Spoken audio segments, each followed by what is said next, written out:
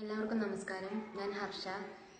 വേണ്ടടോ വേണ്ടെനിക്ക് അബുദാബിക്കാരനെ ഗൾഫുകാരെ ഉള്ളൊക്കെ പൊള്ളയാ അവർ കടമാങ്ങി വിളസുന്ന കൂട്ടരാ അയിൽ വേണ്ടടോ വേണ്ടെനിക്ക് അബുദാബിക്കാരനെ ഈ ഗൾഫുകാരെ ഉള്ളൊക്കെ പൊള്ളയാ അവർ കടമാങ്ങി വിളസുന്ന കൂട്ടരാ.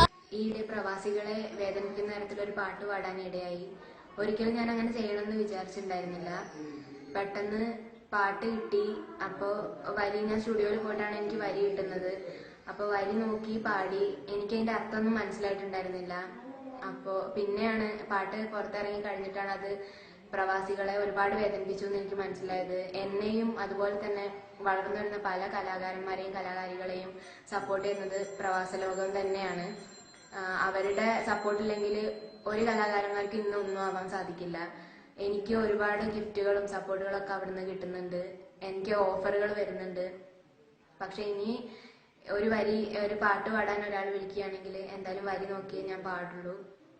നിങ്ങളെ ആ പാട്ട് വേദനിപ്പിച്ചിട്ടുണ്ടെന്ന് എനിക്ക്